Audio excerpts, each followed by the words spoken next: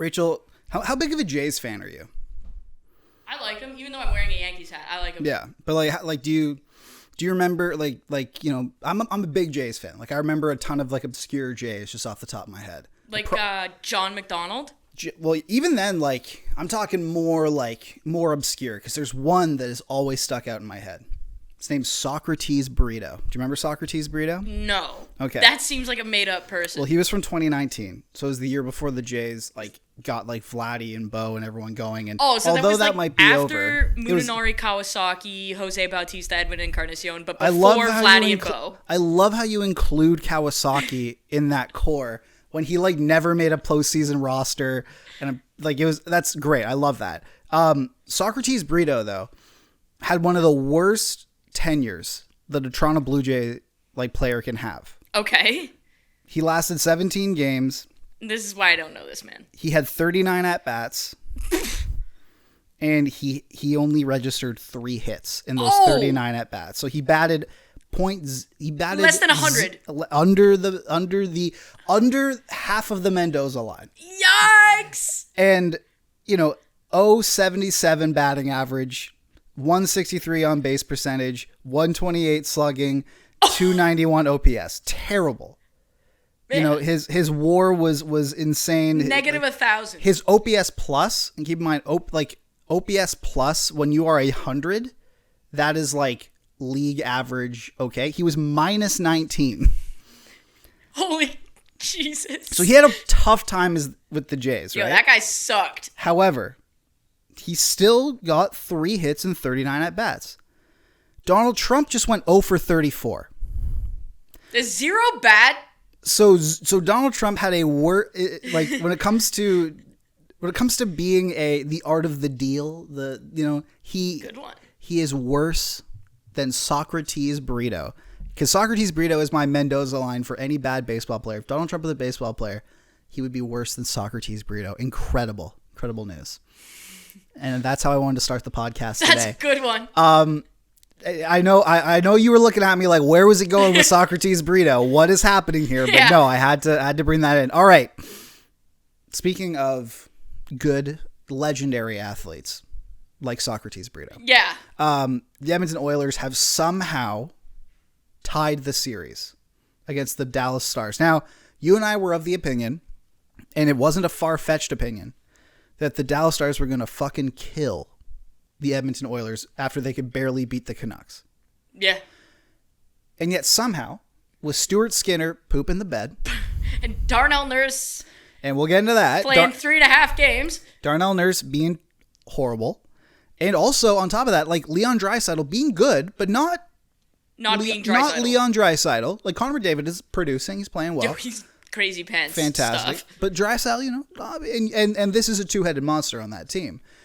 They've somehow drawn even in the Western Conference Final against the Dallas Stars. This is quite the accomplishment. The tide turned in Game 4 when Chris Tanev got hurt. Absolutely. And he was photographed today in a walking boot. Now, what I will say is he was walking in that walking boot. So if I were a betting girl, and we know you are. I am. Yeah.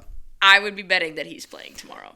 They're like, it's never fun to joke about this, I guess, but I'm still going to anyway.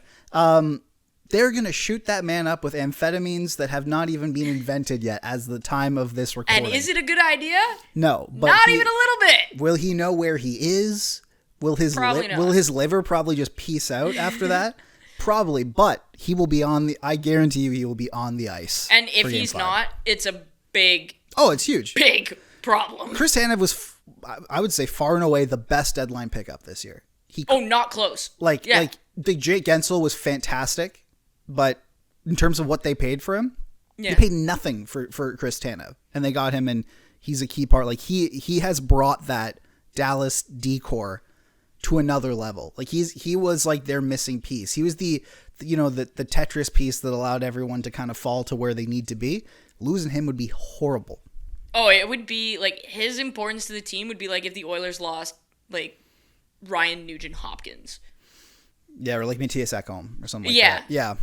Yeah, which would be horrible. Yeah. Yeah, like it's not Evan Bouchard, but yeah, Matthias Ekholm would be that Yeah, guy. losing Bouchard is like horrible. That'd be like if they lost Heiskanen or whatever. But like that would be not great. But Ekholm is, I love his game. But this is quite the series. Like especially because not only that, but like Logan Stankoven looked a little banged up.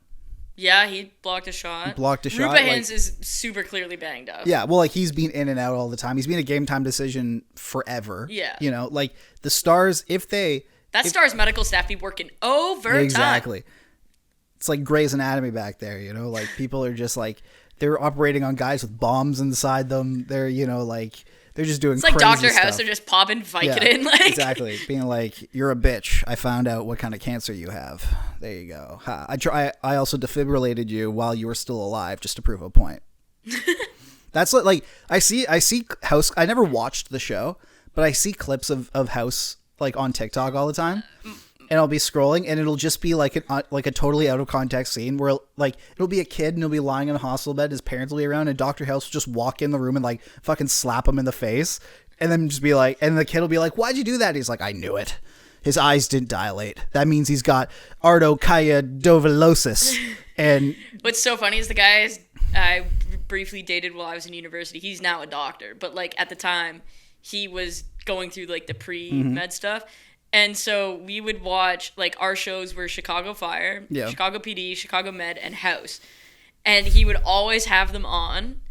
And it was just kind of like one of those things where I'm like, I don't even know what these people are talking about.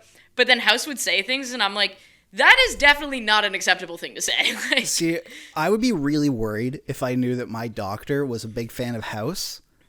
Because that guy literally, in the context of the show, got arrested for like what he did as a doctor. Like that guy is nuts. I would be very worried if my doctor was like, yeah, House MD is my favorite show. I'd be really worried. It definitely wasn't his favorite. He had some other ones, but I was just like, this is unhinged. Yeah, like it's nuts. It's like it takes it like Grey's Anatomy is like the soap opera, but House is like how many illegal things can one doctor do in an episode? Like it's wild.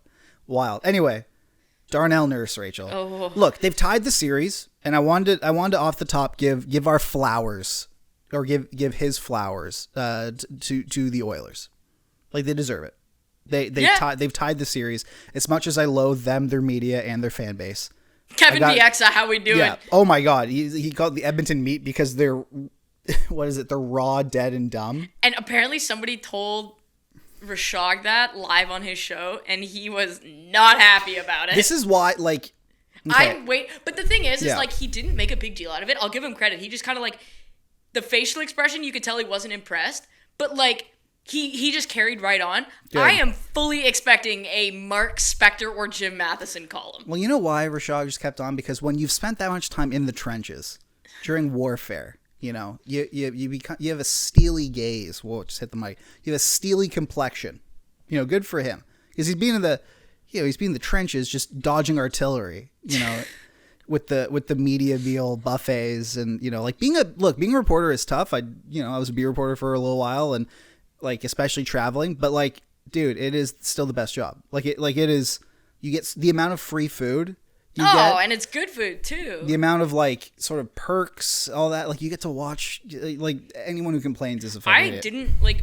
Sometimes I feel like we take it for granted, but like it hit me today, like out of the blue, because like somebody texted me and they work in a regular corporate job, and they were like, "Hey, I know you have relationships with these specific players. Would you mind, like, we're interested in having one of them, like, show up at our event. We're happy to pay. Like, do you think you could make that connection for us?" And it like, came off, and I was kind of like, damn, like, I have access that, like, yeah. And when you're a beat reporter, too, like, yeah. You have access to these players that people would kill to see. Exactly. So I'm like, yeah, absolutely. Let me see if I can find that out for you. Like I remember back in, you know, when I, like, which was, like, 5 months ago at this point, like when I was like on the Leafs beat, I remember, you know, be sitting in the media room, and they'd be like, "All right, we have David Kampf for you," and be like, "Oh man, David Kampf, like again." He never goes. And then, but meanwhile, in the back of my mind, I think like, there's a kid out there that would fucking kill their parents to see David Kampf, you know, like, yeah. because he's a Leaf and they like worship them. So I think it's important. But anyway, right now, I don't think a lot of kids would kill their parents to see Darnell Nurse. Oh, I think they would. Well, what was interesting though, and like maybe after Game 4. To be fair, I thought before like we really dive into like Darnell Nurse, I thought what Connor McDavid did the morning of Game 4. Yeah.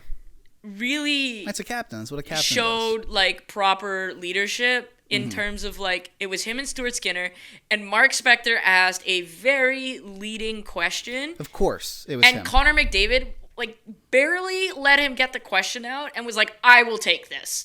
And he went on this full-blown thing, defended his guy, and like regardless of whether what he said was you agree with or not, that should have been his question. He did not shy away from it, and he gave a proper quotable answer.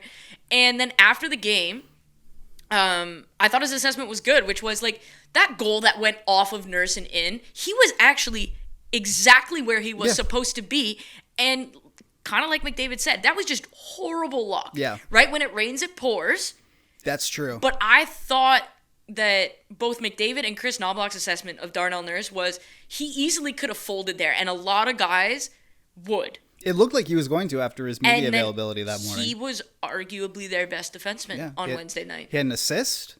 4 scoring chances, 12 hits, and 3 blocks. Yeah. That's all you can ask for. And one goal off his ass. And he was positively impactful. Yeah. That's what you need. Now, 925 better be. Yeah, well, I'm saying now, is it a little worrisome that a guy is making $9.25 million until 2030, and that's where the bar is right now? Yes. And so let's talk about that a little bit, because Darnell Nurse has had a Game 4 aside. We want to give him his flowers for that, but Game 4 aside, he's had a nightmare playoffs. What do you mean? A nightmare season? In a nightmare season, but like the playoffs is where that matters. Bad. Like, and it's also it's taken like another step where he's minus 12. This is all before Game 4, but he was minus 12 in 15 games for an Oilers team that made the conference final, right? You expect that's him terrible to be. He only had 2 assists. He had horrible defensive metrics, and so you go, okay, well he's got no offense. So you'd hope that he'd be good defensively, and yet he's minus 12 with horrible defensive metrics. He didn't, move the puck. He didn't drive possession. He didn't generate offense. He didn't suppress scoring chances. He didn't suppress anything on the rush or on the cycle or anything like that. He was a $9.25 million paperweight on the ice. No, boat anchor. Yeah. Paperweight. Boat anchor. All right. Like, and the thing is by all accounts, and like I know so many people that know this guy, like he's a great guy. Not only great, but like in the locker room, he is constantly like he knows when he's not playing well. He's holding himself accountable. Like he's not shying away. He shows up to do the media. Even when he's curt, he shows up and he answers questions. And there are a lot of other players who play in hotly contested markets that do not do that. And so at a minimum, he deserves respect for that. But I think at the end of the day, if you are making Charlie McAvoy money, which is exactly what he's making more or the same as Cale Makar. Now, I'm not saying you have to be Cale Makar, but you better not be a boat anchor. And I think that's sort of kind of where I stand on Nurse, is that like that is, and we said it the day the contract was signed, that is an objectively horrible deal. It is a bad idea, and it should not have been signed. It was too long for way too much. He has positive attributes to his game. He's one of the best skating defensemen out there. He covers a lot of ground because he's really big. When he wants to be, he's physically engaged. And like we saw last night, when he's at the top of his game, he is very, very valuable. Mm-hmm. The problem is he's so rarely there. So we now have to have this conversation, Rachel, because of the amount of term that's left on his deal, the age that he's already at, and the money that he's making. We have to now have a conversation about a Darnell Nurse buyout. Nope. I'm like not even having that conversation. They're not buying him out. I know they won't. No, I don't think they should either. You don't think they should? Nope. I've done the math and I've looked at impacts of it. At it. Yeah, no, I think it's a terrible idea. This is what a Darnell Nurse buyout would look like. It goes until 2035-36. Which is why you don't buy him. Long time. But next year they actually get a cap credit. Yep. So 1.217667. Next year the cap hit is $783,000. And then after these are the couple hairy years here. It would be 8.7, 9.5, 9.5. Exactly. That 9. You cannot do it. So that's 4 years of. That's 3 years of 9.5. It's 4 years where McDavid and Draisaitl are in their primes. You cannot do it. Everything from there on, though, which is 1, 2, 3, 4. So the final 6 years, it's 1.5. Can't do it. With the cap going up? Nope. You cannot do it. So you have to make this work then. Yes. You cannot buy him out. So how do you make this work? You get him a better partner. He can't be going out there with Vincent Desharnais. Yeah. That is unacceptable. The seaweed man? Like, I'm sorry. That's unacceptable. You cannot look at what the New York Rangers are carting out, at what the Florida Panthers are carting out, at what the Dallas Stars are carting out, and think that it's acceptable to have either Cody Ceci or Vincent Desharnais. We should be having this conversation about Cody Ceci mainly. This is absurd behavior to be thinking that like you could do that. New York's second pair has Jacob Trouba on it, right? Mm-hmm. Florida's second pair has Gustav Forsling on it, and Brandon Montour. Like, look at Dallas's second pair against Chris Tanev on it. Like, I'm sorry, but like I understand that Darnell hasn't been good, but that's like part of it is his partner. You look at Quinn Hughes. I think Quinn Hughes is a great example. Mm-hmm. Quinn Hughes is already a fantastic defenseman, but when you gave him Filip Hronek, he's gonna win a Norris. Well, like he was able to take that extra step forward because he didn't have to do everything. He got a proper partner. I think with Darnell Nurse, he's not going to be anywhere near Quinn Hughes. But I think he could be a serviceable, I think he could be worth 8.5 if you got him a D partner if you gave Darnell Nurse Chris Tanev, I think it would be just fine. You give anyone Chris Tanev and they'd be just fine. But what I'm saying is like the buyout I think it's a terrible idea, especially given the situation that the Oilers are in. But I honestly think if you got that guy a capable partner, there is a path for him to be a positively impactful defenseman. He doesn't have to be number 1 anymore. That is very clearly Evan Bouchard. He doesn't even have to be number 2. That's Ekholm. They need to sign Bouchard. That's not going to be a problem. No, but they need to get the money to sign Evan Bouchard. Right. Well, it doesn't matter. You can't buy him out. No, I know. I'm not. I agree with you. I don't think they should buy him out. I said we should have the conversation. Who thinks they should buy him out? Well, I've seen a lot of that on Twitter. God, people are fucking stupid. But people use your head, please. No, I get it. But people are looking at this player who I don't blame them for this. I don't. Oh, I do. I think it's ridiculous because it's very short-sighted. Yeah, but okay. I don't blame fans for thinking this way because you can't have dead cap money while McDavid and Draisaitl are in their primes is unacceptable. What I'm saying is I don't blame fans for thinking this way because they're looking at their team and they're looking at them having a shot at the Stanley Cup with Connor McDavid and Leon Draisaitl in their primes right now. And Darnell They're going to be in their primes when that $8 million cap hit. Right now, before Game 4, was like a big reason that they would not reach where they need to be. And so you're looking at that and you go, damn, like I get why logic can kind of go out the window for fans in this regard. I get it. For Oilers fans, I can understand that. I'm not going to get upset. And that's why I thought it'd be worth pointing it out that the middle of that buyout is going to be tough to swallow. And you just simply can't do it. Yeah, you can't. However, this is a boat anchor. Like this is horrible. That's what I'm saying. If you get him a decent partner, I don't think it's a boat anchor anymore. So you get him a decent partner, and you said that turns him into a positive impact player. Yeah, like I genuinely think if that's Edmonton the bar though. No. Like I mean, like I think he could almost live up to his deal if you gave him Chris Tanev. I'm pretty confident that would be a good pairing. Here's the other thing, and this is kind of what I don't understand. If you think Evan Bouchard is really that good, let him drive his own pair and give Nurse Ekholm. Yeah. If you think Evan Bouchard is really that good, make him prove it. Do it. right? Then you balance it out. If you really think that Bouchard could be worth 9, 10, whatever $million, you can't do what you did with Nurse and give it to him before he can prove it. Mm-hmm. Because what you don't want to be is in a situation where you have two of those defensemen that now need a partner or they're going to be negative impact. So you need to test if, like, first of all, I think you're testing two things at once. If we know Ekholm and Bouchard works, and we know that Ekholm has positive impacts. So if Ekholm then goes with Nurse and everything goes to shit, then obviously I think Nurse wears far more of that. But at the same time, if you take Ekholm off of Bouchard's pairing and Bouchard's numbers dip and his defensive metrics dip, then you know right off the hop, he ain't worth the 9.25, right? I don't care how many points he scores. You have to play both sides of the puck.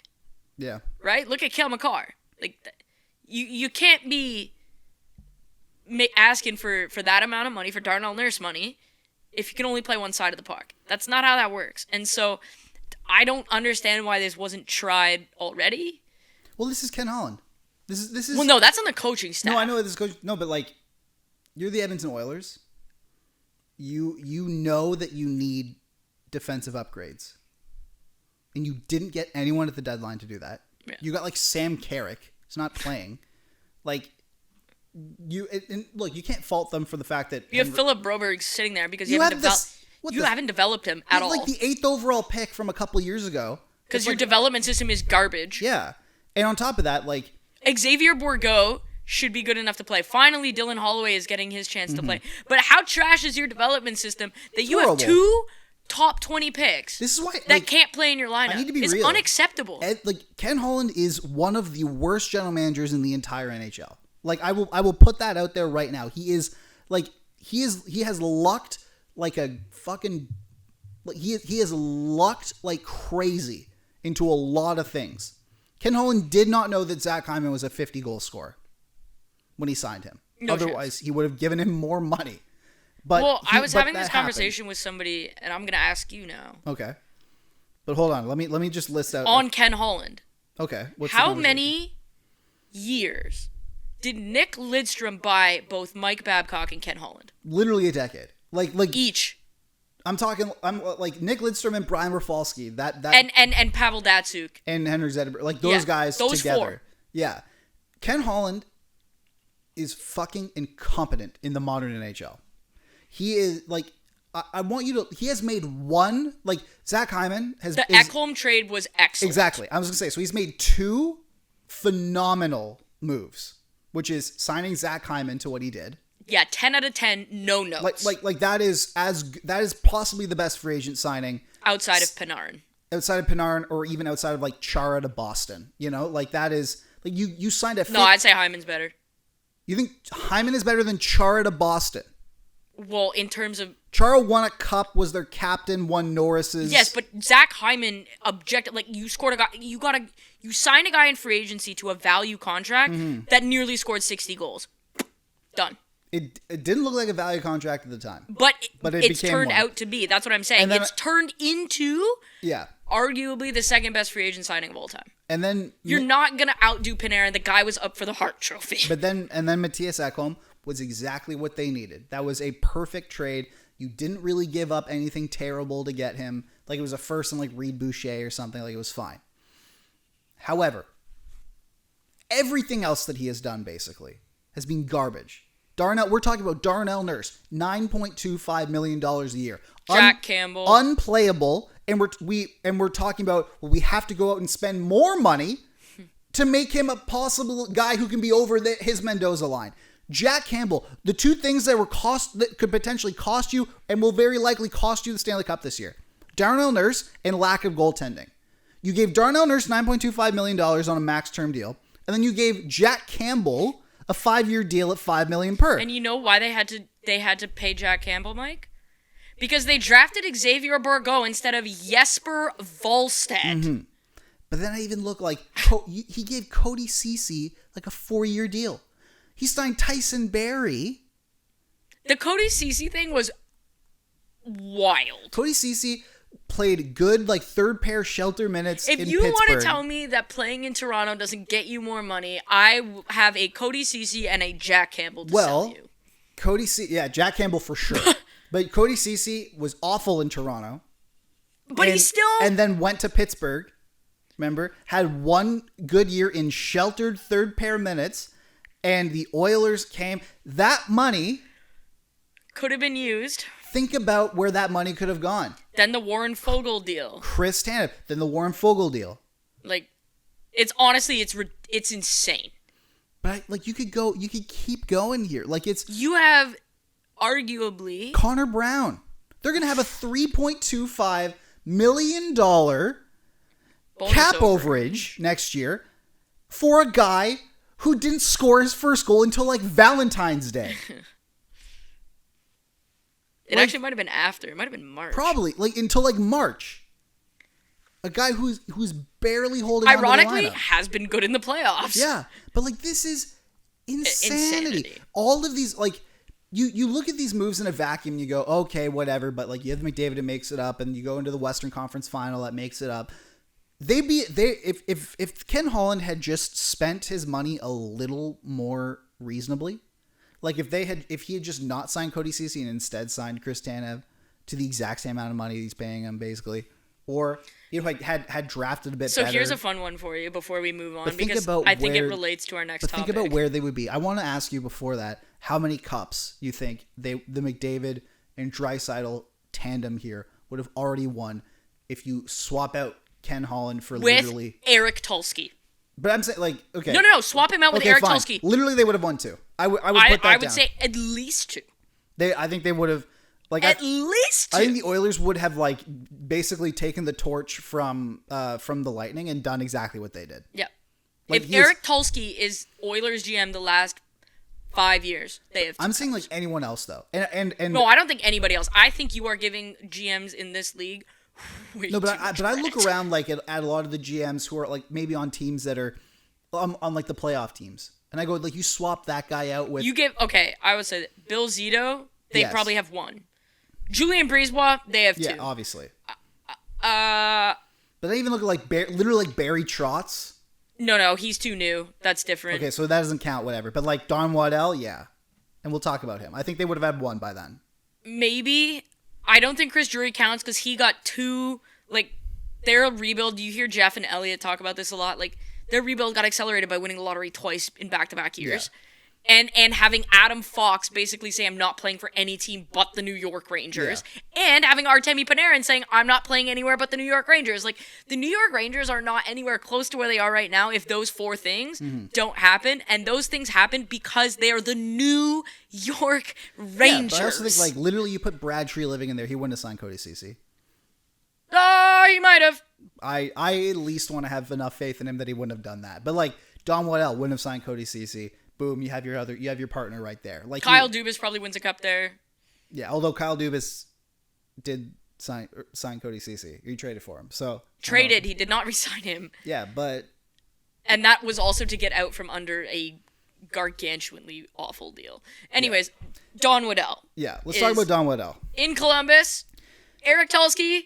I saw the Mike Fail tweet come up where it was like people chanting Eric Tulsky, banging on the clipboards, Tulsky, and it's like a 2018 tweet. Yeah, it's pretty. Yeah, so Don Waddell, he parted ways with the Canes after yet another, early playoff exit. I mean, early in terms of second round. They made the third round. We say early as if like. Yeah, I know, it's crazy. The bar is so low.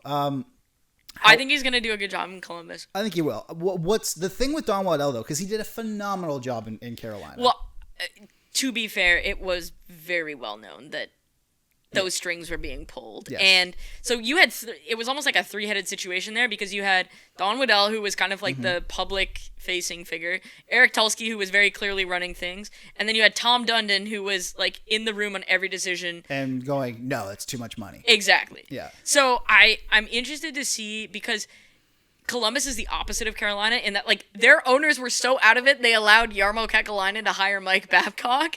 Mm-hmm. So now that like Don Waddell has freedom, I'm interested to see what he does with it. It's just it's just difficult to look at what else, because like he's coming off a great track record with Carolina. The amount of value deals before that he was in Atlanta. Exactly. And so we really don't know what we're getting here. Yeah. And so, yeah, but like Eric, like I want to know, like Eric Tulsky ran the show there. Yeah.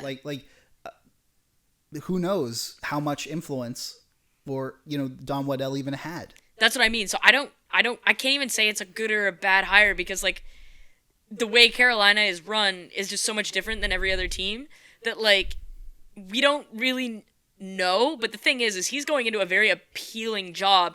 You've got prospects out the yin yang at pretty much every position. We talked about this. You have Patrick Laine, should he be healthy, who can rip puck. Adam Fantilli. They're about to get a whole other like quality player at 4 overall this year. You know the top 5 pick that's coming into the... Yeah, you need a goalie. That's pretty much it. Mm-hmm.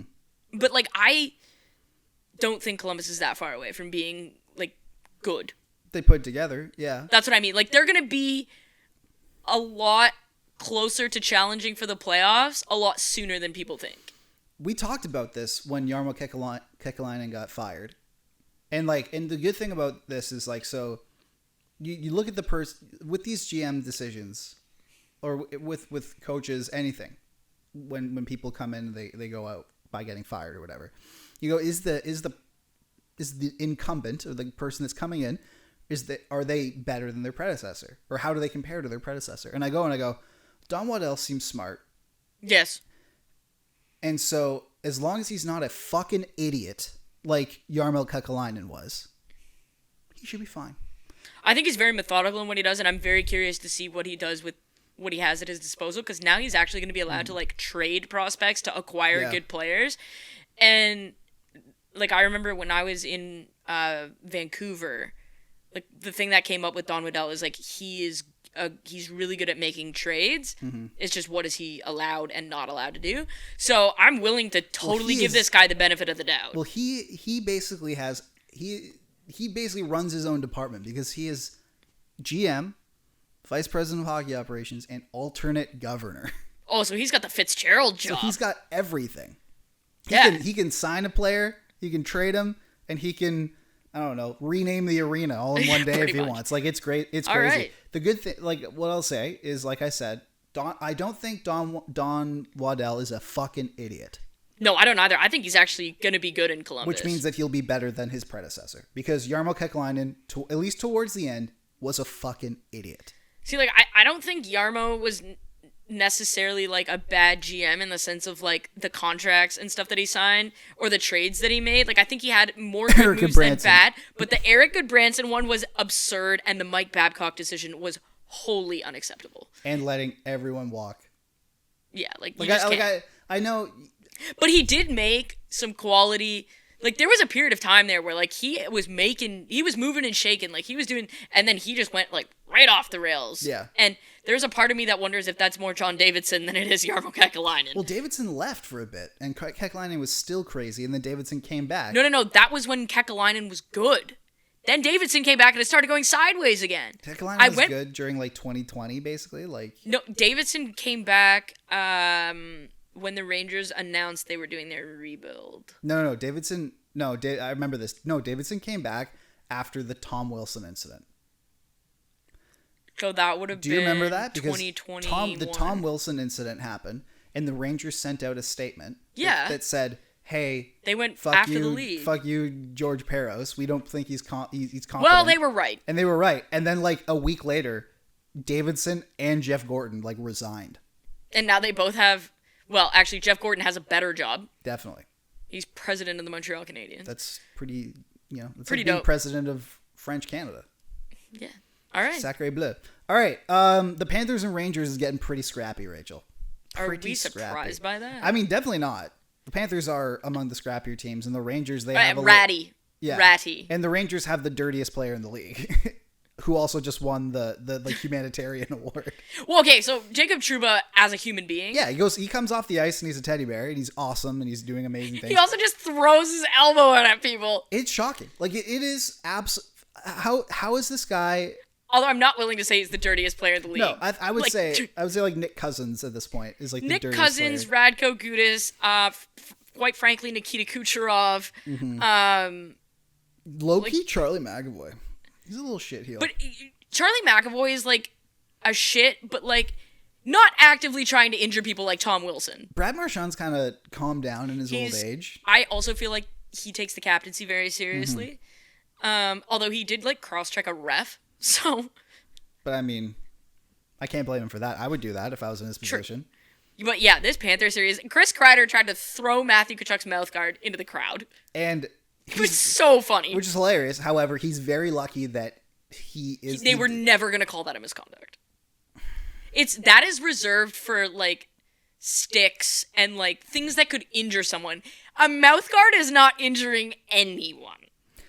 If I saw that happening, like if I'm Paul Maurice and I saw my opponent take my franchise face's mouth guard, throw it into the crowd, and they don't give him a game misconduct, which is in the rules, here's the phrase, I would beat the ref to death with a hammer.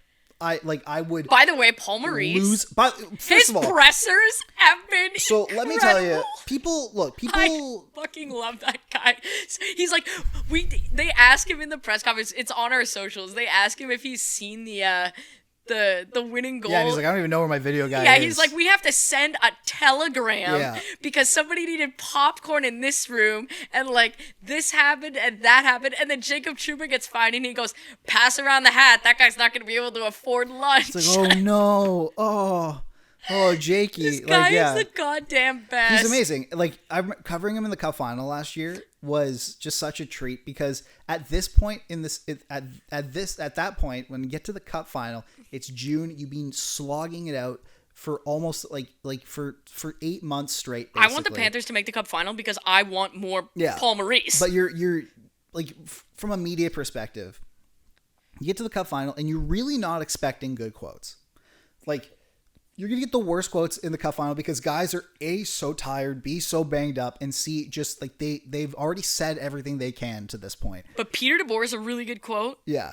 And Paul Maurice is a really good quote. Paul Maurice would step up to that podium every day, whether it was in Vegas or whether it was in Florida, and he would just spit like fucking Eminem at a rap battle. It was incredible. And it was the best. Like, when you're a writer and your job is to take those quotes and incorporate them into a story, and that's your job, he would be a godsend. So, you know what I was thinking about this as I was watching the Telegram clip? Paul Maurice used to be the head coach of the Toronto Maple Leafs. He sure did. Before social media existed. Yeah.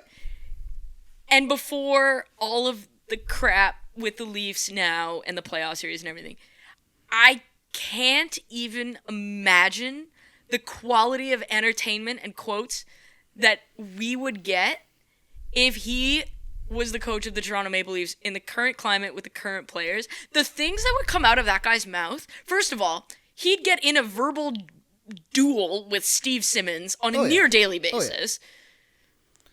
Paul, but, like, this guy is just banger after banger. I remember this. Like, Paul Maurice, when he's definitely become more of a character at, like, basically ever since he got fired, left. Then he was on TSN, and that's when he really started to find himself. I think that's when he realized he had, but like, I remember back in, like, I think it was 2008, the Leafs had like Vesa Toskala and Andrew Raycroft in net. Oh man. It was horrible. Their team was horrible. It was still really had like Bates Battaglia and like Boyd Devereaux and guys like that. And Paul Maurice comes out on I believe it was on the first day of training camp and says, I guarantee you we're going to make the playoffs. Like, just what a sass pot. And I'm like, I love that man so much.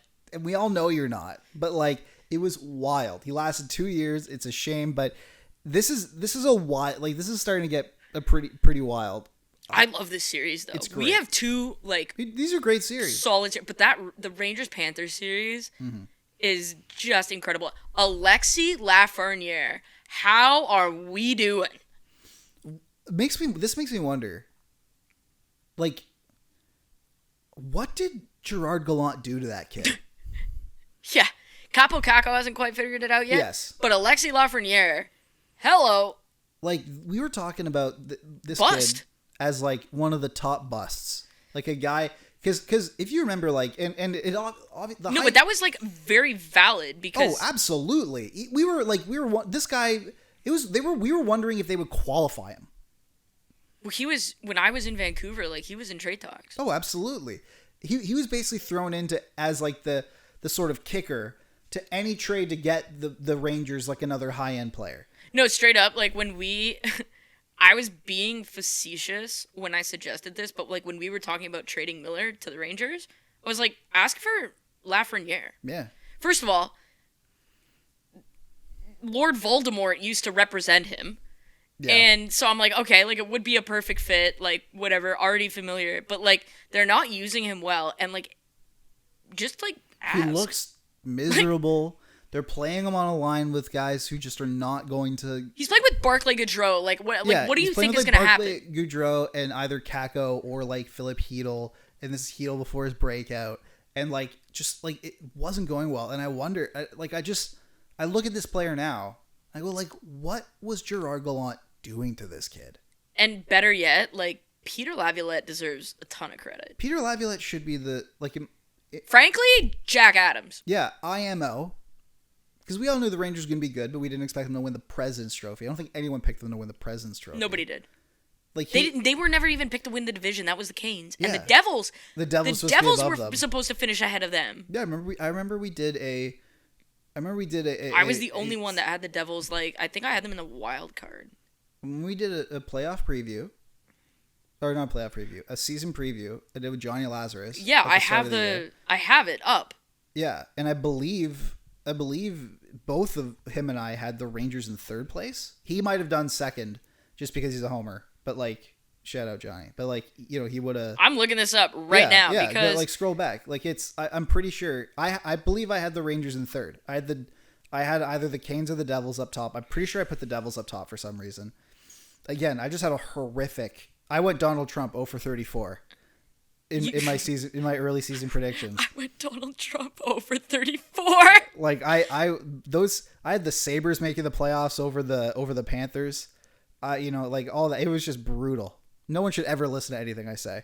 But yeah, if you can find it. Like, but Peter Laviolette should absolutely be he should have won the Jack Adams, in my opinion. Obviously, like I get that the award is more like the team that we didn't expect to do well does well. And so we get like the team that we most didn't expect to do well that did well. But like the Rangers, you got to look at the context of things. And like Peter Laviolette changed basically like the mood around that team, like the entire, like, and Rick Tocchet obviously did that because now players have respect for themselves and they play for the Canucks now. But like, you had a first overall pick, a guy who in the lead up to his draft year, Lafreniere was really hyped. Like, well, yeah, because he had been dominating the Q for like 3 or 4 years. Yeah, like it obviously wasn't like, you know, Bedard, McDavid level hype, but like, It was like Jack Hughes level hype. It was like Jack Hughes, Macklin Celebrini level. Like Macklin Celebrini's closer to, like. Do you think it's higher than that? Because I remember like this was a very, very hyped prospect. Like, I know, but I'm like I would say like. And then he came in. In order, you have those three: Matthews, McDavid, Bedard. Yeah. But then I think it's Celebrini, and then Hughes, Lafreniere. And then he came in, and for his first couple of years, he did nothing. Yeah. And then Peter Laviolette gets his hands on him and makes the crazy decision of, hey, why don't we play him with good players? Let's just try it out. Let's just try it out. And boom. He's now... Wham, bam, thank you, ma'am. He's now got them, part of the reason why he's got them within... It's almost a point a game. 2 wins of a Stanley Cup. In the playoffs, he's almost a point a game. Pretty remarkable. Pretty remarkable. Speaking of championships, though, the PWHL, we finally have our first Walter Cup champion. I am so happy that Minnesota won because they had that goal called back in Game 4, and then that's Boston. Crazy. They literally thought they won. That is VR nightmare. You know that's absolute nightmare. You know the difference between the PWHL and the NHL? The NHL would have just said that the goal, like they would have done a review or whatever, but they wouldn't have reversed it just to not deal with that. Yeah, the PWHL was like, actually, no. I like how they have integrity, and they did that. That's good. But what a series! What a series! What a playoffs! Taylor Heise winning the Ilana Kloss MVP award. Aaron Frankel on the other end stood on her head for Boston, and someone said that she is one of the best goalies in the world, and I believe that is correct. But the craziest thing of this, though, in my opinion, Hillary Knight went pointless. Yeah, what the heck happened? That's crazy. What in the tarnation? It's very odd. Yeah, like I obviously Hillary Knight is getting a little, in terms of athletes, she's getting a bit up there. Like she's what, like 35 now or something? Yeah. Like, yeah. So she's it's unfortunate that this didn't come around longer so we could get prime Hillary Knight in would have been dope. Would have been great. Instead, two sides of the dick around for like a decade, but okay. But going pointless in the playoffs, that is not something any of us expected. No, zero people. Yeah. If someone would have said my playoff prediction is that Hillary Knight's going to go pointless, I'd have been like, institution, you need to get your head checked. Yeah. Because that's not the Hillary Knight I know. So I almost wonder, like, something was up or whatever the case may be. Like, yeah, like you said, like, she's getting up there. But, man, what an entertaining playoff. Mm-hmm. Like, just, first of all, the entire season. Yeah.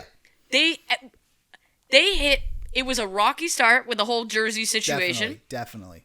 And thank God we're going to have proper logos and stuff next year. And you know, that stuff, it'll be really cool to look back on pictures of the first year of the PWHL in history. When we, 20 years in the future, we look back on this and we go like, man, that's crazy. They're wearing PWHL Toronto and PWHL Minnesota. Like, we don't even know the basically like names. New York Rangers jerseys, but with like the other cities' names on them. Yeah, like it's crazy. But yeah, like I thought it was such an entertaining playoff. Mm-hmm. Like the goaltending was banana pants throughout the whole like season. Honestly, like there was a point where like we were getting 2-1 games because nobody could score because the goalies were so good. And then some dumbass was like, maybe they should use a lighter puck. Do you remember that? Oh, okay. Yeah, that was so some dumbass who got mad at us because we wouldn't let him shill his ebook on our podcast. Was like, maybe they should use a lighter puck because women are actually as strong as men. Honestly, one of the dumbest Shut the fuck ideas. Up, Jack Hahn. You tweeted it publicly so I can out you for it. Like...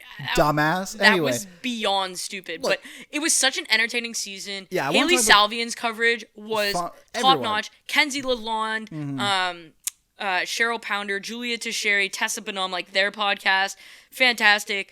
I thought that the women were like really good about showing their personalities and getting out in the community, doing a lot of fan outreach.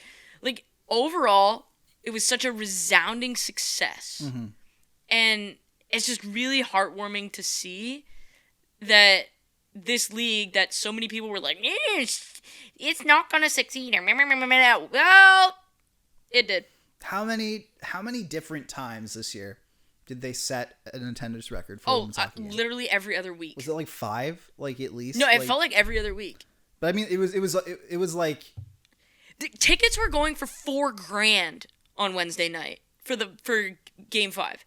$4,000. And, like, obviously, okay, I think that was on a secondary market. Like, they were not selling them for that much. Obviously. But, like, the fact that the demand is there, that, like, those tickets ended up selling, there's demand for women's hockey. Oh, definitely. And I just think I think that the league did such a great job of making players accessible, of showcasing, of getting really cool partnerships and having a sustainable model. Look at the corporate partners they got. Come on, Barbie. Let's go party. Like, it was like Honda, right? It was a Honda or Toyota? Toyota. They got Toyota, Canadian Molson, Tire. Canadian Tire, Barbie, Tim Hortons. Air Canada. Those are like AAA brands. Those are platinum some of brands. the most expensive brands in the country. Those are brands that hockey teams in the States like can't get. Yeah. It's hockey, like NHL teams in the States, they'll have like it's the Dr. Jared Melfi, MD, local doctor power play. Like, brought to you by Jared Melfi, the doctor. The New Jersey Devils have the RWHA Barnabas power play. Exactly. Like, it's stuff like that. Whereas, meanwhile, like, the PWHL is like, all right, cool. We have Molson, and part of our sponsorship is that they will have their logo covered on our jersey so we can have our names on the back. Like, it's... it is like really well done by everyone involved. I already can't wait till next year. Well, what I love now is that we get to because before we still had the sting of The PHF is closing down, and there's people that are losing their jobs and all that. And I hope those people have found or at least landed in places now. But now we get to go into PWHL draft and free agency. And we get to look at it and have fun with it and be excited about it the same way that we are about the NHL. Yeah. I think that's awesome. I'm so fired up. So it's going to be great. So congratulations to Minnesota. But like what I love about this league is that there really was like, it did seem like at many points, it could be anyone. Yeah, it really did. And like the competitive balance was great. And pretty sweet. Yeah. The league is only going to get better. Absolutely. Like it's only going to get better. And I think that's absolutely fantastic. And I think this is as good of a first step as we could have possibly hoped for. Like, yeah. I think, like, obviously the season wasn't perfect, but no season is. And I think this was, when it came to just like the brand, like the brand retention, because there was a chance, and I was worried about it at the start, that it would start off a bit like as a novelty, you know, like it would start off as like, this is awesome, this is great, we're gonna get huge attendance for the first like maybe 1-2 weeks, and then it would kind of peter off. It didn't. It stuck to its guns. People cared. I mean, I covered a game and it was awesome. I went to quite a few games. Yeah. You know, but like you looked at it from a fan like perspective when you were there, and I was able to see the media side too, and it's run like a tight ship. Like, yeah, we're going to have great. Spencer Gillis on in the offseason to talk more awesome. about it. So I think this was as good. This it had to have internally in that company. They got to be thrilled. This had to have exceeded expectations. And they were getting like NHL players showing up and like speaking so positively about it. Like Michael Pezzetta, Drake Batherson, the Toronto Maple Leafs were doing it. And they will only continue those partnerships, and that will only grow stronger. John Merrill in Minnesota, like there were just so many. Like Brad Marchand showing up is huge, right? And I don't know. Like to me, I look at this and I go, an absolutely resounding success. It's only going to continue to grow. It's only going to continue to get better. The moment I see the Toronto merch with like logos and stuff like that, we're probably going to have a jersey hanging in the studio for next season. Well, I can't wait to see what these teams are called. Yeah, I'm fired up. It's going to be great. So I think that's awesome. Just really well done by everybody involved. And yeah, congratulations to Ken Klee and the Minnesota from like PWHL Minnesota. It was super cool to see Kendall Coyne Schofield's son in the Walter Cup. That's the first ever baby in the cup. Yeah. Kid hated it, but he has no idea that he's making history. But I really, like, I loved it. I thought it was absolutely fantastic. And so, like, can't wait for next year already. Yeah. I think, like, before we go, like, I just think it's just so important. Like, my boss at work, his niece plays goalie for Guelph. Okay. And you know, like they do really well, obviously. Yeah, Guelph sells out. And she's a very good goalie too. It's like she's their starter. And like we were talking about this the other day about how his niece kind of has like a totally new outlook on life now, because before this she was like, all right, I love playing hockey. I'm here on like an athletic scholarship. I'm the starting goalie for the University of Guelph. But I do have to look at, you know, what I'm going to do after university, because that's basically, unless I want to, you know, play in an Olympics every once in a while or something, that's basically like, you know, I got to get a job. Her entire outlook has changed completely. The trajectory of her life has changed completely. Now she's going, I can make the PWHL and that can be my job. And I can be a professional hockey player as my job. Yeah. I can be the goaltender for the Toronto, whatever they're called. Toronto whatchamacallit. Exactly. And like that is the most important part of this to me. Is the impact on young girls that this is having is like, even as a child, like I didn't start playing hockey till much later because I did a different sport at an elite level. But like to see the impact, I now coach young girls, and their like outlook on hockey as a whole has completely changed, because now they have something to strive towards. Their dreams are not capped anymore. Exactly. And just to have girls like come, like text me and come to me and say, hey, like if I want to do this, like What do I have to do? Yeah. What are the steps? They have a It's tangible thing, because if you can see it, you can be it, and it's awesome. It matters. It's just awesome. It just freaking matters. And I love the way women's sports are going. Like, Caitlin Clark just took women's basketball and went whew. Yeah. And the PWHL is doing the same thing with women's hockey, and it's just really exciting. It's really heartwarming, honestly. Absolutely. So I think that's great, and that's a great way to end it. We'll be back next week. Obviously, we have a ton of social content that'll be hitting your eye holes and ear holes coming up soon. But before we go, obviously make sure to donate to Jumpstart, our charity of choice. Jumpstart helps economically disadvantaged kids play team sports, which is near and dear to Rachel's and I's hearts. All the links and everything will be in the description of the episode, so if you can donate, please try to. And yeah, on that note, we will see you next week.